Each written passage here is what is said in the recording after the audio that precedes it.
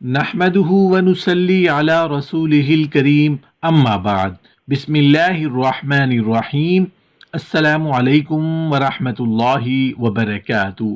بیوی کے ساتھ بوس و کنار کرتے ہوئے اگر شرمگاہ سے قطرے نکلیں تو کیا غسل فرض ہوگا یا نہیں؟ کیا بیوی اپنے شوہر کا عضو پکڑ کر مالش کر کے یا رگڑ کر اس کو فارغ کر سکتی ہے؟ کیا ایسا کرنا جائز ہے؟ کیا عورت کی شرمگاہ میں انگلی ڈالنے سے غسل واجب ہو جاتا ہے؟ عورت کا شرمگاہ میں انگلی ڈالنا کیسا ہے؟ ہم بستری میں عورت ڈسچارج نہ ہو تو کیا عورت پر غسل فرض ہوگا یا نہیں؟ یعنی ہم بستری میں شوہر کا انزال ہو جائے مگر عورت ڈسچارج نہ ہو، یعنی عورت کو انزال نہ ہو تو کیا عورت پر غسل فرض ہوگا؟ یعنی میاں بیوی نے ملاقات کی، یعنی ہم بستری کی، میاں کا مقصد پورا ہوا یعنی ڈسچارج ہوا، مگر بیوی کا مقصد یعنی عورت کی منی خارج نہیں ہوئی، تو اس سے عورت پر غسل فرض ہوگا یا نہیں؟ ایک دوسرا سوال کیا گیا ہے کہ کنڈوم کے استعمال کرنے سے عورت پر غسل فرض ہوگا یا نہیں؟ مسئلہ حیا کے خلاف ضرور ہے مگر ضروری ہے۔ اس حوالے سے سنن ابو داؤد کے اندر ایک حدیث شریف موجود ہے۔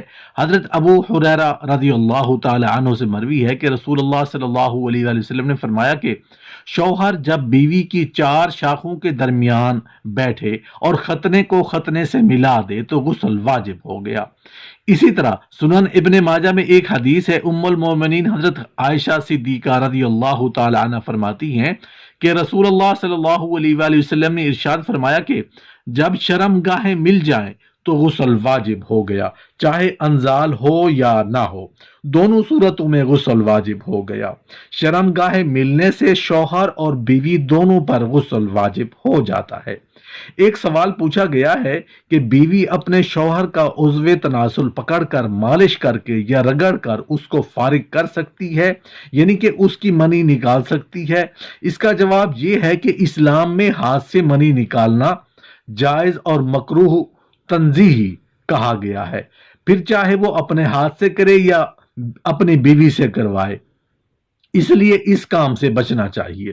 ایک سوال پوچھا گیا ہے کہ کیا بیوی کے پستانوں کے درمیان شوہر اپنے نفس یا عضو تناسل کو رگڑ کر منی نکال سکتا ہے یا اپنے آپ کو فارغ کر سکتا ہے؟ کیا ایسا کرنا جائز ہے؟ اس کا جواب یہ ہے کہ جنسی خواہشات کو پورا کرنے کے لیے شوہر یا بیوی کی شرمگاہ کا استعمال کر کے ہم بستری کے ذریعے پورا کیا جا سکتا ہے۔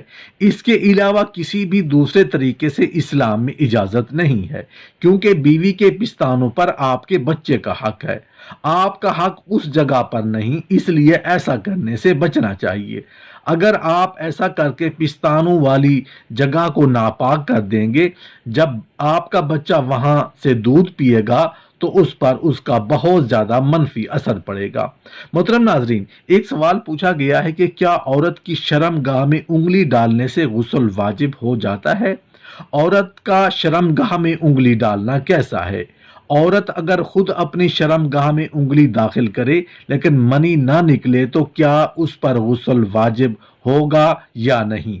اگر عورت اپنی شرمگاہ میں خود انگلی داخل کرے، شہوت کے ساتھ، جوش کے ساتھ، لذت کے ساتھ حاصل کرنے کے ارادے سے، تو اب چاہے اسے انزال ہو یا نہ ہو، منی نکلے یا نہ نکلے، اس پر غسل واجب ہو جائے گا، کیونکہ عورت نے اپنی شرمگاہ میں انگلی شہوت، جوش اور لذت حاصل کرنے کے لیے ڈالی ہے، تو اب منی کا نکلنا ضروری نہیں ہے، اس پر غسل واجب ہو جائے گا۔ اب دوسرا مسئلہ کہ شہوت نہیں، کوئی جوش نہیں تھا، کوئی لذت حاصل کرنے کا ارادہ نہیں تھا، کوئی اس طرح کے گندے خیالات نہیں تھے، عورت نے بغیر شہوت کے شرمگاہ میں انگلی داخل کر دی یا پھر کوئی دوائی داخل کرنے کے لیے شرمگاہ میں انگلی ڈالی، اگر اس طرح انگلی شرمگاہ میں داخل کی ہے تو اس پر غسل واجب نہیں ہوگا۔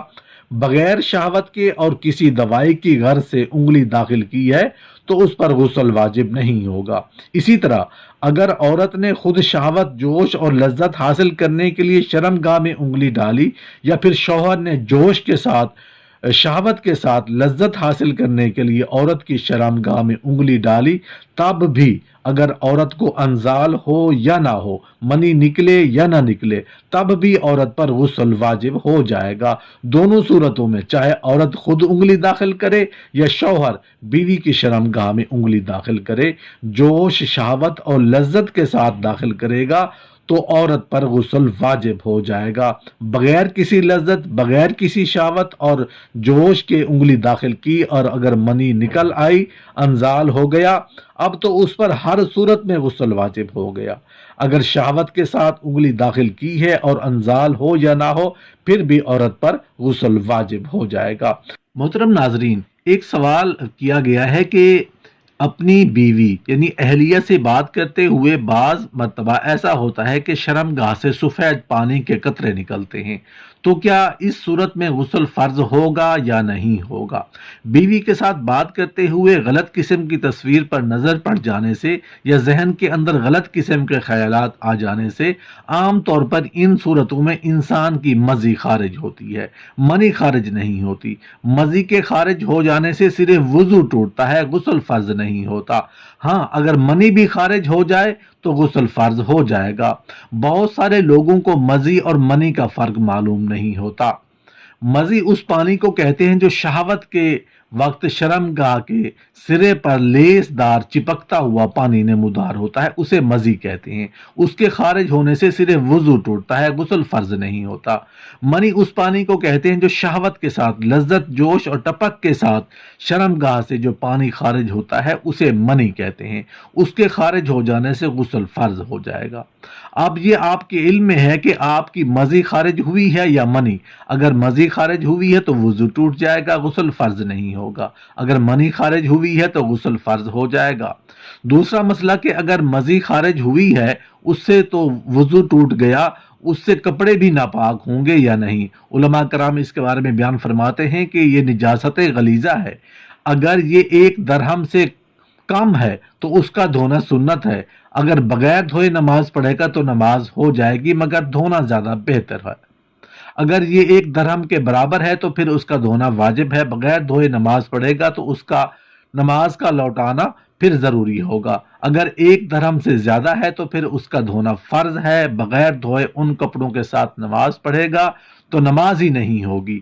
تیسرا مسئلہ کہ مضی جسم کے جس حصے پر لگ جائے کیا اس حصے کو دھونا ضروری ہے؟ اس حوالے سے ایک حدیث مبارکہ بیان کرتے ہیں۔